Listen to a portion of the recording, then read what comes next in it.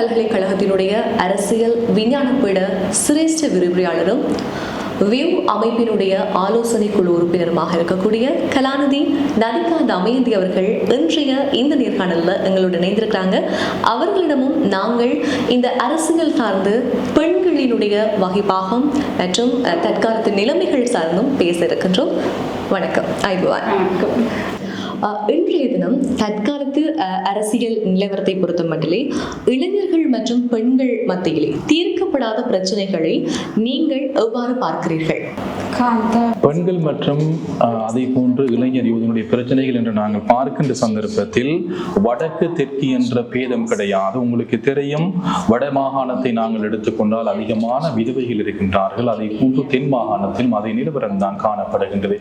இரு வேறு பிரிவினுடைய இருந்தாலும் அவருடைய பிரச்சனை ஒன்றாகத்தான் இருக்கின்றது. நாங்கள் எடுத்துக்கொண்டால் உங்களுக்கு தெரியும், 1971 ஆண்டு தெற்கிலே ஒரு கிளர்ச்சி ஏற்பட்டது. அதை போன்று 88 ஆண்டிலே உங்களுக்கு தெரியும் தெற்கிலே ஒரு கிளர்ச்சி ஏற்பட்டது. அதே போன்று உங்களுக்கு தெரியும் 30 வருட கால வடக்கிலே குறையோடி போயிருந்த யுத்தம் இருந்தது. இதன் காரணமாக உண்மையிலே குறிப்பாக இளைஞர்கள் வெகுவாக பாதிக்கப்பட்டார்கள் இந்த யுத்தத்தின் காரணமாக. எனவே இந்த பிரச்சனையுடைய சுபாவம் ஒன்றாகத்தான் காணப்படுகின்றது. மத சமூகங்களின் தாக்கம், சமய மாநாடு இவற்றை பற்றி இந்த சமகால அரசியலோடு ஒப்பிட்டு பார்க்கல நீங்க என்ன நினைக்கிறீங்க? ලංකාවේ විතරක් නෙවෙයි ලෝකේ හැම තැනකම ஆகமிக பலப்பேம කියන එක විශාල වශයෙන් පවතින දෙයක්. மதத்தினுடைய தாக்கத்தை நாங்கள் எடுத்துக்கொண்டால் உங்களுக்கு தெரியும், அது இலங்கையாக எடுத்தாலும் பரவாயில்லை, உலகத்தை நாங்கள் எடுத்தாலும் பரவாயில்லை, இந்த மதங்களுடைய தாக்கம் அல்லது சமயங்களுடைய தாக்கம் மிக பலவந்தமானதாக அல்லது ஒரு மிக பின்னிப்பணைந்த தொடர்புடையதாக காணப்படுகின்றது. உங்களுக்கு தெரியும், இந்த மதங்களுடைய தாக்கம் வெறுமனே தேர்தல்கள் மாத்திரமல்ல, அரச கொள்கைகள் தயாரிப்பதில் அதை போன்று செயற்படுத்துவதில் நேரடியாக தாக்கத்தை ஏற்படுத்தக்கூடியதாக காணப்படுகிறது. மதம் என்பது உங்களுக்கு தெரியும், அது ஒரு உணர்வு பூர்வமான ஒரு விடயமாகும். குறிப்பாக மக்களுடைய உணர்வுகளோடு தொடர்புபட்டது. மதத்தின் பேரில் கிளர்ச்சி ஏற்படுவதும் அதே போன்று உள்ளத்தை மாற்றி அமைப்பது மிக இலகுவான விடயமாக கருதப்படுகின்றது. 1935 ஆண்டு தேர்தலில் உங்களுக்கு தெரியும், இது வெகுவாக தாக்கத்தை ஏற்படுத்தியது. லங்கா சமசமாஜ கட்சி உங்களுக்கு தெரியும், பெக்குகள் மூலமாக அவருடைய உதவியை பெற்று அவருடைய ஆதரவை பெற்று அந்த தேர்தலிலே குறிப்பாக அவர்கள் களமிறங்கினார்கள். அவர்கள் மேடையிலே ஏறி குறிப்பாக பேச்சுக்களை நடத்தினார்கள்.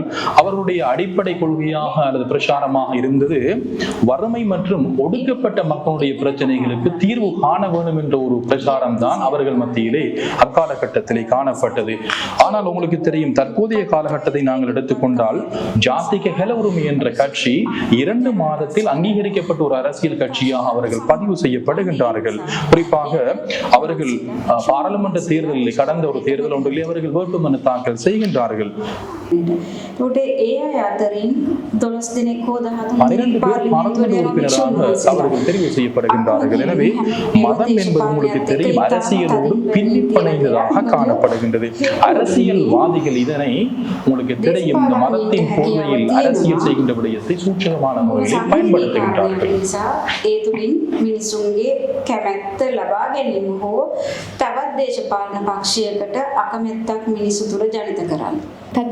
தற்போதைய தேர்தல் முறைமையானது எங்களுக்கு பொருத்தமுடையதாக இருக்கிறதா? මැතිවරණ ක්‍රමය ගත්තම ඒකේ විශාල අඩුපාඩු තියෙනවා.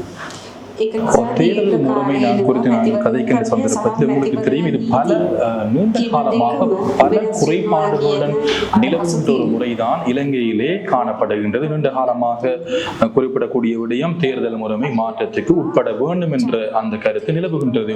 உங்களுக்கு தெரியும், வாக்களித்தல் தொடர்பில் உண்மையிலே பல பிரயோக ரீதியான பிரச்சனைகள் காணப்படுகின்றது. அரச உத்தியோகத்தர்கள் அனைவருக்கும் இந்த தபால் மூல வாக்களிப்பு அல்லது அஞ்சல் மூல வாக்களிப்பு வழங்கப்படுவது கிடையாது. காரணம், தேர்தல் கடமைகளில் ஈடுபடுகின்ற உத்தியோகத்தர்களுக்கு மாத்திரம்தான் அந்த வாய்ப்பு வழங்கப்படுகின்றதாம். அதே போன்று அத்தியாவசிய சேவைகள் என்று நாங்கள் குறிப்பிடுகின்ற சில சேவைகளில் ஈடுபடுகின்றவர்களுக்கு இந்த அஞ்சல் மூல வாக்களிப்பு வழங்கப்படுவது கிடையாதாம். வைத்தியர்கள், தாதிமார்கள், அதே போன்று வைத்தியசாலை பணிக்குழாத்தினருக்கும் அதே போன்று தனியார் துறையில் இருக்கக்கூடியவர்களுக்கு விடுமுறை வழங்கப்படுவது கிடையாது. முதலீட்டு ஊக்குவிப்பு வலயங்கள் அல்லது இந்த ஆடை கை தொழிற்சாலைகளிலே கடமையாற்றுகின்ற அல்லது பணிக்கு அமர்த்தப்படுகின்ற அவர்கள் நீண்ட தொலைதூர பிரதேச பிரதேசங்களில் இருந்து அவர்கள் பணியாற்றுகின்றார்கள், அவர்களுக்கு அந்த வாய்ப்பு வழங்கப்படுவது கிடையாது.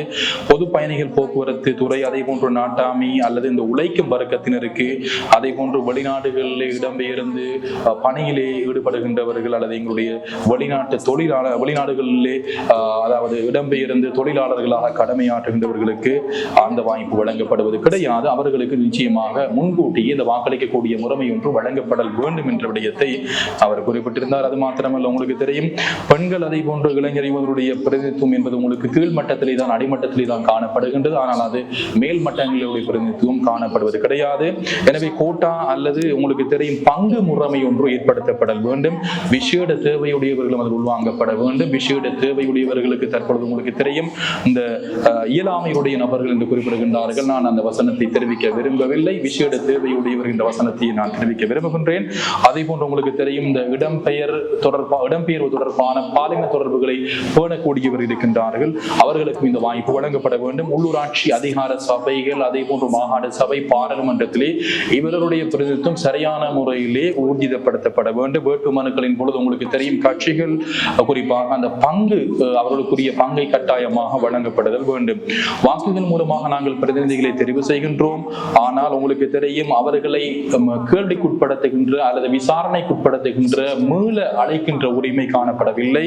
ஆனால் உங்களுக்கு தெரியும் இரண்டு சந்தர்ப்பங்கள் இருக்கின்றது. ஒன்று உங்களுக்கு தெரியும் நம்பிக்கையில்லா பிரேரணை, அதே போன்று நீதிமன்றத்தில் கொடுக்கப்படுகின்ற ஒரு வழக்கு மூலம்தான் அவர்களை நாங்கள் கேள்விக்குட்படுத்தக்கூடிய வாய்ப்பு இருப்பதாகவும், ஐக்கிய அமெரிக்கா மற்றும் சுவிட்சர்லாந்து போன்ற நாடுகளிலே அந்த மக்கள் பிரதிநிதிகள் தவறளிக்கின்ற சந்தர்ப்பத்தில் அவர்களை மீள விசாரிக்கின்ற, மீள வரவழைக்கின்ற அந்த உரிமம் வழங்கப்பட்டுள்ளதாக மக்களுக்கு அவர் குறிப்பிட்டார்.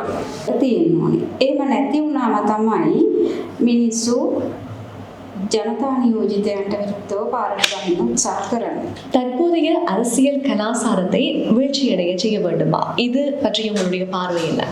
සංස්කෘතිය කියලා කියන්නේ தற்போது இருக்கக்கூடிய அரசியல் கலாச்சார முறைமை உண்மையிலே மாற்றப்பட வேண்டும் என்பதுதான் என்னுடைய தனிப்பட்ட விடயமாக இருக்கின்றது. உங்களுக்கு தெரியும் இந்த அரசியல் கலாச்சாரம் என்ற விடயம் பரம்பரையாக கடத்தப்படுகின்ற ஒரு விடயமாக இருக்கின்றது.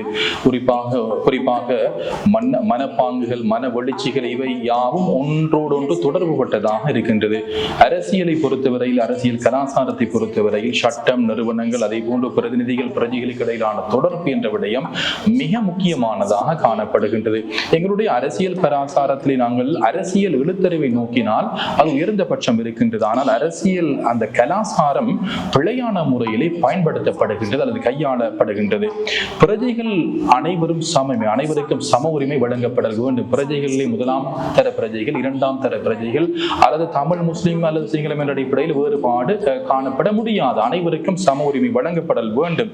அதே போன்று நிறுவனங்கள் மூலமாக வழங்கப்படுகின்ற சேவைகள் கூட எந்த விதமான வித்தியாசமின்றி, வேறுபாடின்றி அனைவருக்கும் சம அடிப்படையிலே வழங்கப்படல் வேண்டும். உங்களுக்கு தெரியும் தற்போது இந்த பண பொருளாதாரம் காரணமாக மனிதர்களை வேறுபடுத்தி பார்க்கின்ற சூழல் காணப்படுகின்றது. வீதி சட்டங்களையும் யார் மீறினாலும் போலீசார் உரிய நடவடிக்கை எடுத்தல் வேண்டும். பிராடூரி செல்கின்றவர்களுக்கு உங்களுக்கு தெரியும் சட்டம் அந்த இடத்தில் ஏற்புடையதாக அல்ல. அதை போன்று முச்சக்கர வண்டி, அதை போன்று சாதாரணமாக செல்லுகின்ற மோட்டார் சைக்கிளில் செல்லக்கூடியவர்களுக்கு சட்டம் அங்கே நிலைநாட்டப்படுகின்றது. இது உண்மையிலே மாற்றி அமைக்கப்பட வேண்டும். நான் சிறு வயதிலிருந்து ஒரு கிராமத்தில் இருந்து பிறந்து வளர்ந்தவள் என்ற அடிப்படையிலே கிராமத்தில் இருந்த மனப்பாங்கு, அந்த தொடர்பு, பின்னிப்பணிந்த தொடர்பு உங்களுக்கு தெரியும் 2-3 கிலோமீட்டருக்கு எந்த விதமான சத்தங்கள் கேட்காது கிராமங்களில். அவ்வாறான ஒரு அமைதியான நிலவரம் தான் காணப்பட்டது. அந்த நிலவரத்தை நாங்கள் ஏற்படுத்த முயற்சிக்க வேண்டும். அதன் மூலம் தான் உண்மையில் ஒரு அரசியல் கலாச்சாரத்தை நாங்கள் ஏற்படுத்த முடியும். ඒ අයහපත් දේවල් ඉවත් වෙන්න ඕනේ. අපි පුරවැසියන් විසින් මේ සඳහා යම් ක්‍රියාමාර්ග ගත යුතු වෙනවා.